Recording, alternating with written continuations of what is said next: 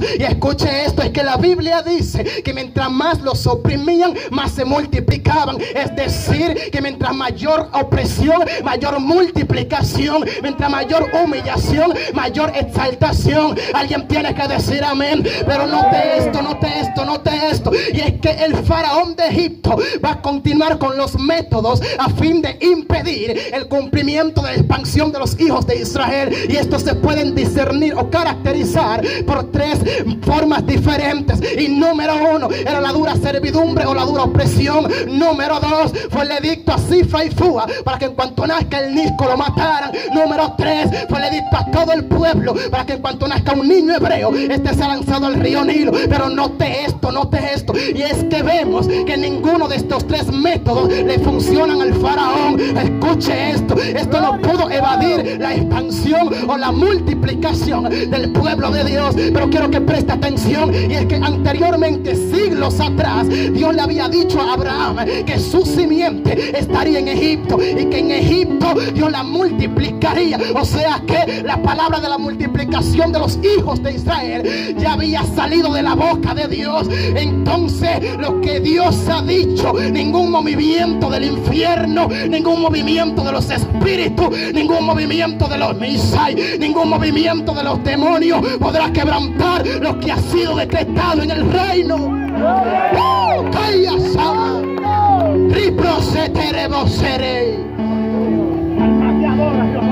Gloria a Dios.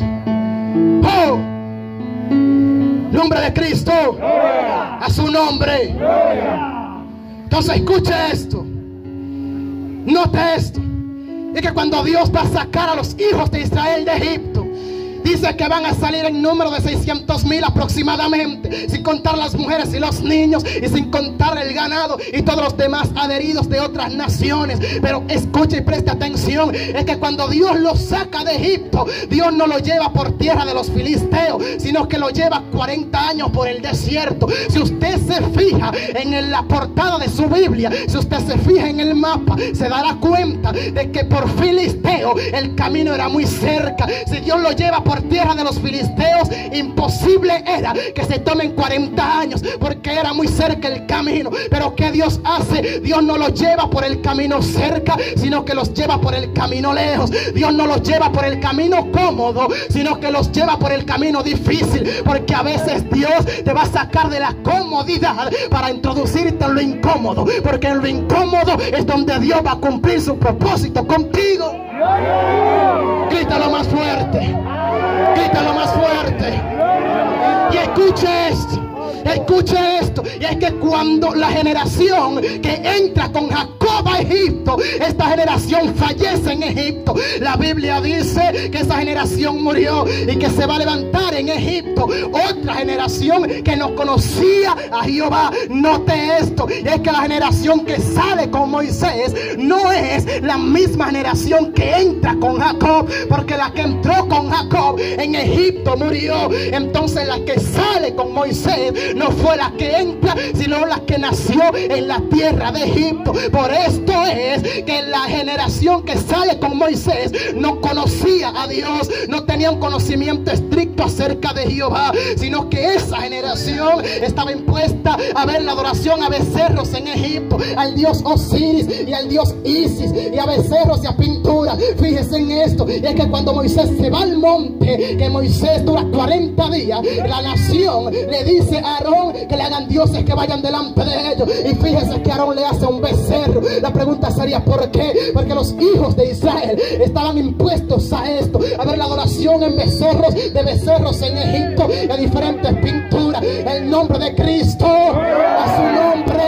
Pero note esto, y es que Dios tiene que sacar a los hijos de Israel de Egipto por el camino largo y difícil, porque Dios se le iba a revelar. Entonces, si Dios los lleva por el camino cerca, el pueblo no iba a tener un conocimiento de Dios. Dios lo lleva 40 años y por el desierto, porque durante esos 40 años era que Dios se le iba a revelar. Alguien tiene que decir amén. Por esto es, fíjese en esto, principio número 1, es que si Dios lo lleva por Filistea, no iba a haber un mar rojo que iba a ser dividido ante los ojos de todo el pueblo. Principio número 2, si Dios lo lleva por Filistea, no iba a haber un río Jordán que iba a ser dividido en frente de todo el pueblo. Principio número 3, si Dios lo lleva por tierras de los filisteos, no iba a haber un escenario de aguas amargas que milagrosamente se iban a convertir en agua dulce por el poder de Jehová. O sea que cuando Dios saca a los hijos de Israel de Egipto, ya Dios tenía el escenario preparado.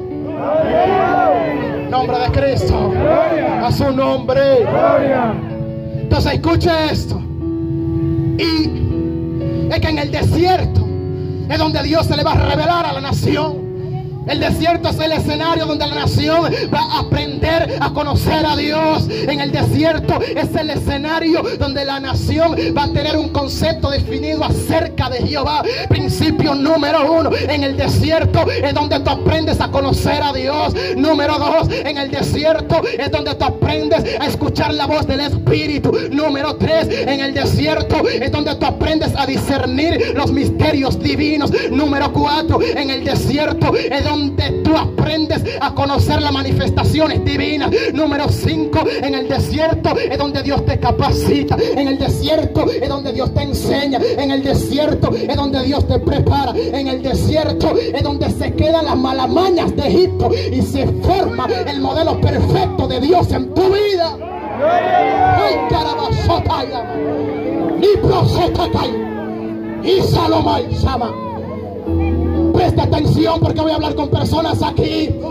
En el nuevo pacto la Biblia dice en los sinópticos que Jesús fue llevado por el Espíritu al desierto. O sea que a veces el mismo Dios es que te lleva al desierto con el propósito de tu preparación o de tu capacitación. Pero en el libro de Job, en el antiguo pacto, leemos capítulo 31 verso 35, que Job dice: he aquí que mi confianza es que el Omnipotente testificará por mí, aunque mi adversario me haya formado proceso. Es decir, que hay procesos que son ocasionados por el mismo infierno, pero hay procesos que es el mismo Dios que te va a llevar para prepararte y para capacitarte. Griten un amén más fuerte. Grítalo más fuerte. Entonces escuche esto, es que los hijos de Israel van a durar 40 años en el desierto. Y fíjese que de Egipto salen muchas personas, aproximadamente 600,000 hombres, pero de estos 600,000 aproximadamente solamente entran 2 a la tierra, que fueron Josué y Caleb. Fíjese en esto, y es que con estos 2 hombres entraron muchas personas más, pero los que entran con ellos nacieron en el desierto, o sea que no fueron de los que salieron al nombre de Cristo. Pero fíjese en el por qué aquellos que salen de Egipto no logran entrar a la tierra. Número 1, porque no aprendieron a glorificar a Dios en medio del desierto. No aprendieron a obedecer a Dios en medio del desierto. No aprendieron a tener capacidad de estabilidad en medio del desierto. Y yo creo que estos son los principios fundamentales para salir victorioso de toda situación. Alguien tiene que decir amén. Alguien tiene que decir amén. Pero escuche esto, es que los hijos de Israel, cuando logran tomar posesión de la tierra, dicen que tienen que pelear con naciones vecinas. Pero dice, la Biblia dice que donde quiera que se iban, salían victoriosos. Pero note esto, y es que la Biblia especifica que Dios deja algunas naciones que no la destruye delante de los hijos de Israel. ¿Por qué? La pregunta sería ¿por qué? Porque hay cosas que Dios no quita de ti para probar tu fe y tu fidelidad. Y asimismo también hay cosas que Dios quita de tu lado para probar tu fe y tu fidelidad. Grítalo más fuerte. Grítalo más fuerte. Escuche esto. Entonces, por consiguiente, vemos que cuando Dios te visita, tiene que haber un rompimiento. Cuando Dios te visita, toda maldición del infierno se tiene que romper. Cuando Dios te visita, toda cadena del infierno tiene que ser rota. Cuando Dios te visita, los altares tienen que caer. Cuando Dios te visita, el infierno tiene que irse abajo. Cuando Dios te visita, el cielo tiene que abrirse a tu favor. Vienen 100 personas aquí amasando que van a ser visitadas por el Espíritu.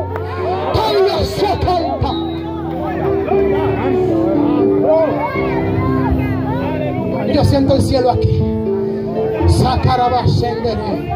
Y no pierda la comunión, porque algo va a pasar aquí después del mensaje. Un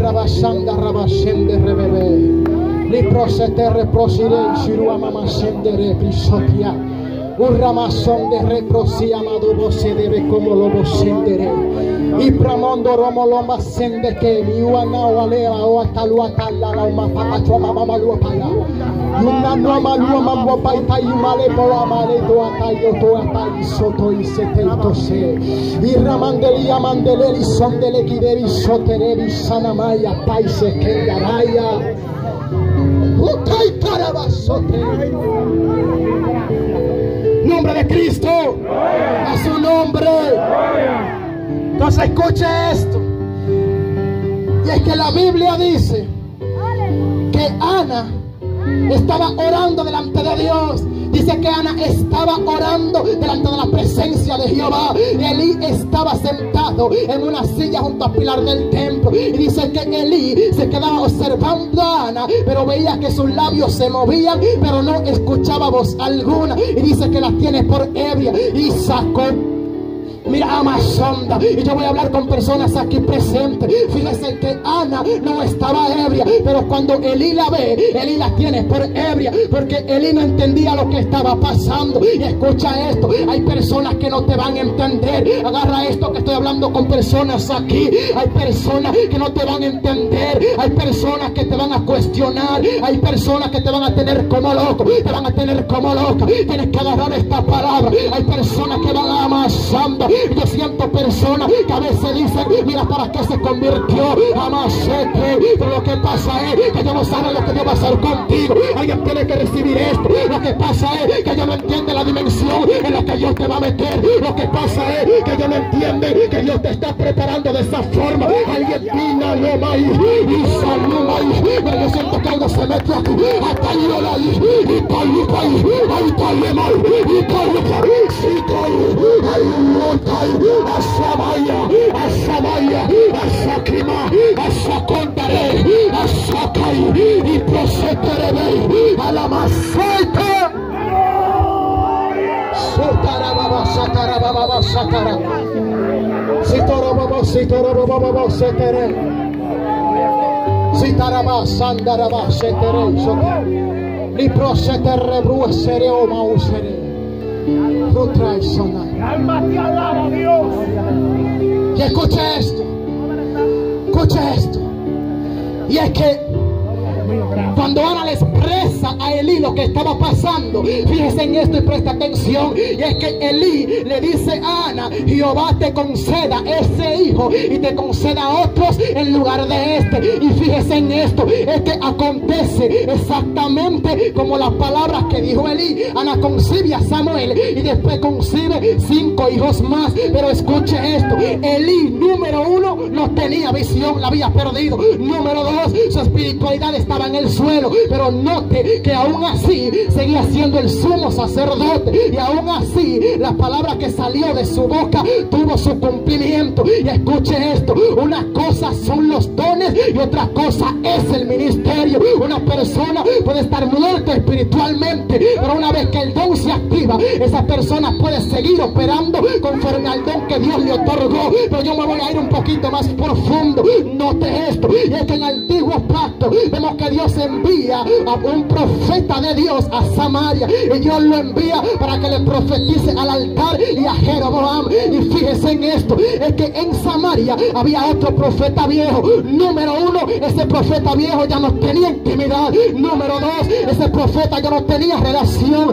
Pero fíjese en esto, y es que ese profeta viejo le dice al profeta de Jehová que un ángel se le había aparecido diciéndole que regrese y que coma y beba con él. Pero la Biblia dice que este estaba mintiendo. O sea que aparte de que estaba muerto espiritualmente, también estaba en pecado, porque le mintió al hombre de Dios diciéndole que el ángel le había hablado. Pero note este principio, es que cuando ambos están a la mesa, Dios no le habla al profeta de Jehová, Dios le habla al profeta viejo, aquel que estaba en pecado, aquel que estaba muerto espiritualmente. La pregunta sería ¿por qué? Porque aunque estaba muerto espiritualmente, aún así era profeta y tenía el don de profecía. Entonces, aunque no tenía intimidad, aunque no tenía relación, una vez que el don se activó, el don sigue operando. Entonces, repito, una cosa son los dones y otra cosa es el ministerio. Por esto es que hay personas que muertos espiritualmente, por medio del don pueden profetizar,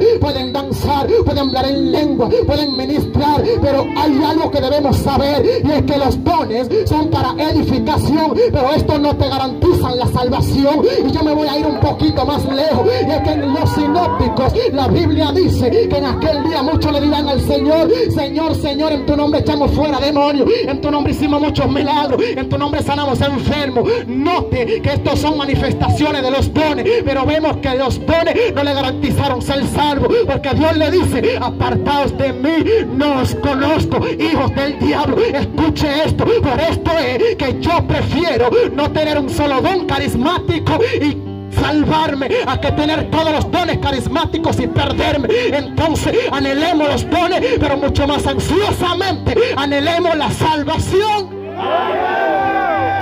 Grítalo más fuerte. Grítalo más fuerte. Entonces escucha esto. Escucha esto. Y es que cuando la mujer, cuando Ana se va a su casa, dice que Ana concibe, y Ana concibe a Samuel. Y note esto, es que Ana le pone Samuel porque lo pidió a Jehová. Anteriormente en Israel los nombres no se ponían porque fueran bonitos, los nombres se ponían porque revelaban el carácter o la personalidad de la persona o de la cosa nombrada. Fíjese en esto, Samuel quiere decir pedido. Ana le pone Samuel porque lo pidió a Jehová. Abraham quiere decir padre de multitudes, y esto por su destino profético de ser padre de muchas naciones. Isaac quiere decir risa, y esto porque su madre se rió cuando escuchó la anunciación de su nacimiento. Jacob quiere decir suplantador, y esto porque por 2 veces suplanta la bendición de su hermano Esaú. Esaú quiere decir velludo, y esto porque era muy velludo en todo su cuerpo. Edom quiere decir rojo, y esto por el guiso que hace Jacob de lenteja, que era rojo. Entonces a partir de ese momento a Esaú se le cambia el nombre por Edom, y a padre de los edomitas. José quiere decir que Dios añada, o que él le añada, y esto porque cuando su madre lo tiene le dice a Dios que le añada otro hijo. Benjamín quiere decir hijo de mi diestra o de mi mano derecha, pero su madre le pone Benoni, que quiere decir hijo de mi tristeza o de mi aflicción, y esto recalcando la aflicción y la tristeza que tenía previamente antes de morir cuando lo dio a luz. Pero note esto, y es que esto es aún más profundo. Es que anteriormente en Israel era normal que se le cambie el nombre a una persona, pero cuando a alguien o a algo se le cambiaba el nombre, número 1, identificaba cambio de carácter, número 2, cambio de personalidad, número 3, cambio de historia. Por esto es que cuando tú te conviertes, Dios te cambia el nombre. Dios lo que está diciendo es: yo te cambio de carácter, yo te cambio de actitud, yo cambio tu personalidad, yo cambio tu historia, yo te cambio, yo te meto en otra dimensión. Alguien grita un amén fuerte. Grítalo más fuerte.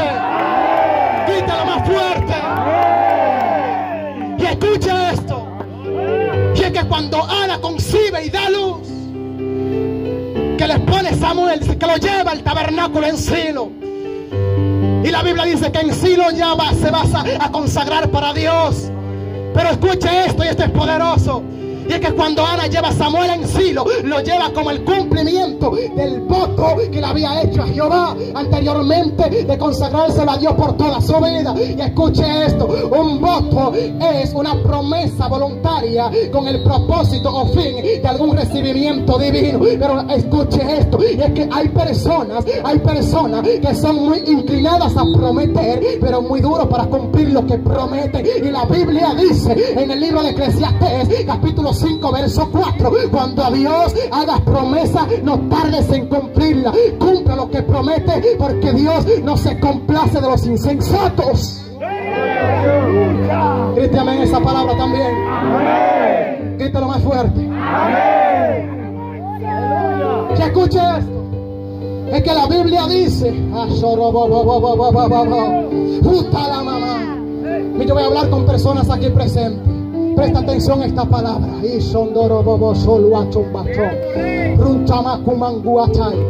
Fíjese que Dios le va a hablar a Samuel y Dios se le va a revelar a Samuel en Silo. Y escuche esto, es que antes de Samuel tomar su ministerio y desde los tiempos de Elí, la Biblia dice que no había visión con frecuencia. La Biblia dice que las palabras de Jehová escaseaban aquellos días. O sea que no había visión, no había revelación, no había manifestación. Pero en medio de esa crisis espiritual, Dios levanta a Samuel, que va a volver a revelar la manifestación de Dios en la tierra. Y yo creo que yo estoy hablando con Samuel aquí. Yo creo que yo estoy hablando con Samuel aquí. Alguien levante su mano, por favor. Yo creo que yo estoy hablando con Samuel aquí. Mira, y agarra esta palabra.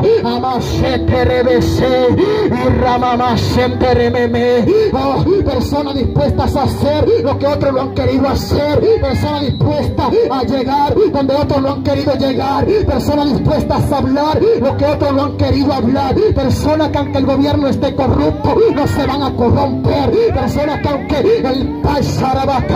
aunque el sistema esté corrupto, no se van a corromper. Pero mira, que hay personas que han recibido muchas ofertas del diablo. Yo siento personas aquí que han recibido muchas ofertas de una u otra manera. Amasandarebase, Urramasai, Afrocorricoi, Urramamamamamamai, Soto. Gloria a Dios. Sotai Samakai, Itarabashakai Soko, Urrababa. Note esto. Y es que Samuel va a ungir al primer rey en Israel, en el Reino Unido. Este primer rey va a ser Saúl. Y escuche esto, la Biblia dice que Saúl había sido ungido como rey.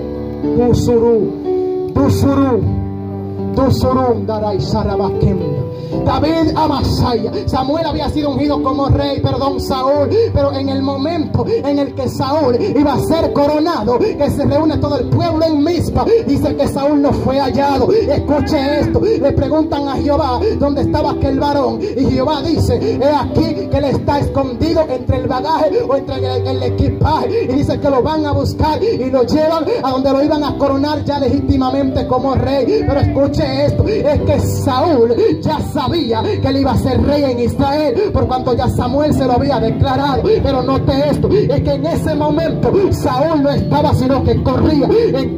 En otras palabras, Saúl le estaba corriendo al ministerio. Yo no sé si acá hay personas como Saúl, pero tengo para decir hoy que no le corras al ministerio, no le corras a la asignación. Alguien tiene que recibir esto. No le corras al pastorado, porque si Dios te seleccionó, es porque tú eres el indicado o la indicada para esa asignación.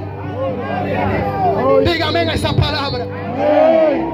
Y escucha esto, es que vemos en el ministerio de Saúl que Saúl va a operar en una dimensión de relación con Dios en el comienzo de su ministerio. Cuando Saúl comienza su reinado, vemos que Dios estaba con él. Por esto es que donde quiera que iba salía victorioso. Y esto en el principio de su ministerio. Pero vemos que más adelante este se corrompe, este se pervierte, y esto es consecuencia de su destronamiento, y su ministerio se va al suelo. ¿Por qué? Porque Saúl no supo tener capacidad de estabilidad. Hasta hay ministros hoy en día. Yo sé que yo no estoy hablando con personas de esas hoy, pero es necesario que lo diga. Hasta hay ministros hoy, y es que comienzan muy bien, pero después de cierto nivel en el ministerio se corrompen. Después de cierto nivel en el ministerio se modernizan. Después de cierto nivel en el ministerio se pervierten y se modernizan. Se hablaban del pecado, ya no quieren hablar del pecado. Se hablaban de la falda corta, ya no lo quieren hacer, ya no quieren predicar en contra de lo que establece la Escritura. Alguien tiene que decir gloria, alguien tiene que decir gloria. Pero yo creo que yo estoy hablando con un remanente que al pecado le va a decir pecado, que a la inmundicia le va a decir inmundicia. Escuche esto, Isaías capítulo 5 verso 20. Hay de aquel que a lo bueno llama malo y a lo malo llama bueno, que hace luz de las tinieblas y de las tinieblas luz, que pone lo amargo por dulce y lo dulce por amargo. Es tiempo, no es tiempo, no es tiempo de maquillar el mensaje. Es tiempo de la piña llamarle piña y al melón llamarle melón. Alguien tiene que gritar amén. Grítalo más fuerte, grítalo más fuerte.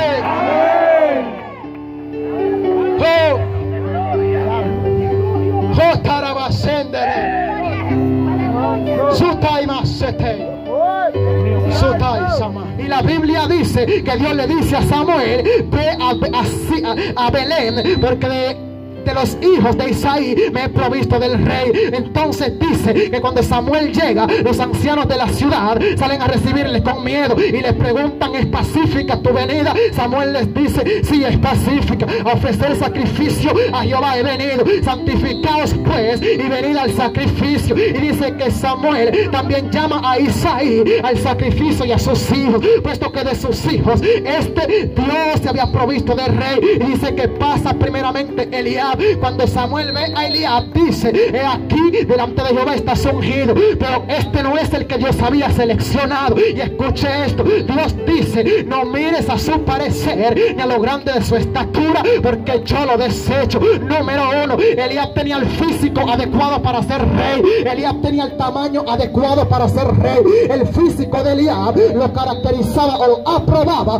para ser rey en Israel. Pero aunque Eliab tenía el físico adecuado, no tenía lo espiritual. Y aunque David no tenía lo físico, David sí tenía lo interno y lo espiritual que lo capacitaba para dicha asignación. Y número uno es que tu asignación no depende de tu tamaño. En otras palabras, tu estatura no determina tu asignación, tu color no determina tu asignación, nada de los rasgos físicos, tus defectos determinan tu asignación. Tu asignación es determinada por lo que Dios predestinó.